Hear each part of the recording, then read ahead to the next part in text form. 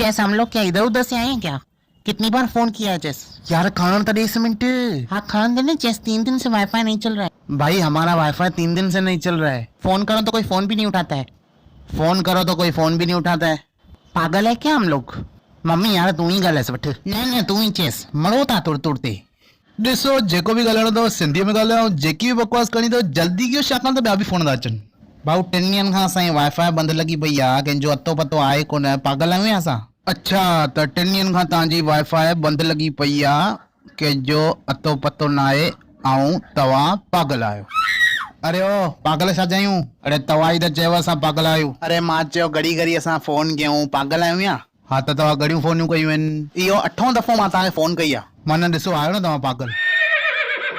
हिकु दफ़ो फोन न खणूं त घड़ी घड़ी न कबो आहे न। हिकु त तव्हांखे फोन कयो त तव्हांजी लाइन सॼो ॾींहुं बिज़ी ईंदी आहे। डॉक्टर वटि जॾहिं वेंदा आहियो त लाइन में वेहणो पवंदो अथव न, की न बदतमीज़ न गुस्से तो अंदर हली वेंदा? अरे मेरी बिल्ली मेरे कोई मियाऊं। हा त तव्हांजी ॿिली तव्हांजे हिते मियाऊं कंदी की न मुंहिंजे घर अची मियाऊं कंदी?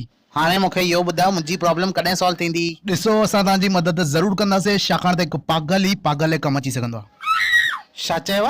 अरे मतिलबु हिकु इंसान ई इंसान जे कमु अची सघंदो आहे। हाणे तव्हां मूंखे इहो ॿुधायो तव्हांखे तकलीफ़ छा आहे? अरे FB यूट्यूब कुछ भी नथो हले। अच्छा FB यूट्यूब कुछ नथो हले।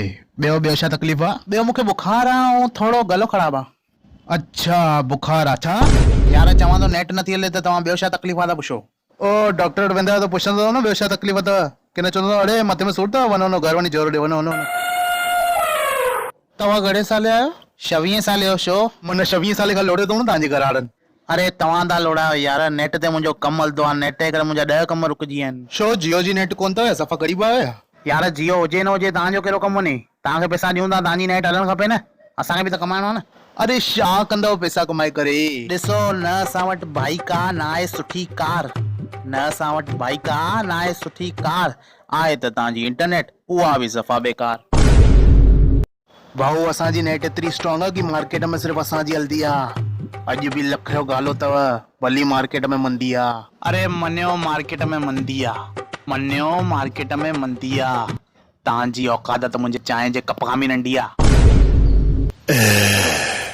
दरवाजो खटकाइण सां थींदी थी ठक ठक, दरवाजो खटकाइण सां थींदी थी ठक ठक, तूं असांखे न ॿुधाए, पंहिंजी बकवास पाण रख। ओ भाऊ मां तव्हांजी कंप्लेन करे ईंदुमि। निकल पहली फुर्सत में निकल। यार छो था परेशान कयो?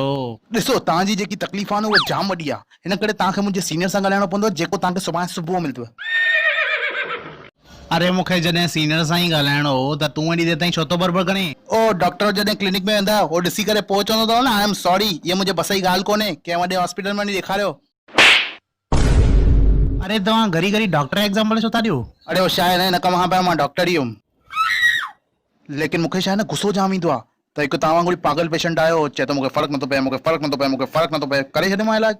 पोइ ठीकु थी वियो? न प्यारो थी वियो भॻवान खे। अच्छा तव्हांजी कुझु कंप्लेन हुई? न भाऊ कंप्लेन छा जी, हाणे मौसम ॾिसो था केॾो ख़राबु थो हले, बरसाति जो मौसम लॻो पियो आहे, इंटरनेट ख़राबु न थींदी त छा थींदो? अरे ॿुधायो साईं, सीनियर सां ॻाल्हायां थो मां।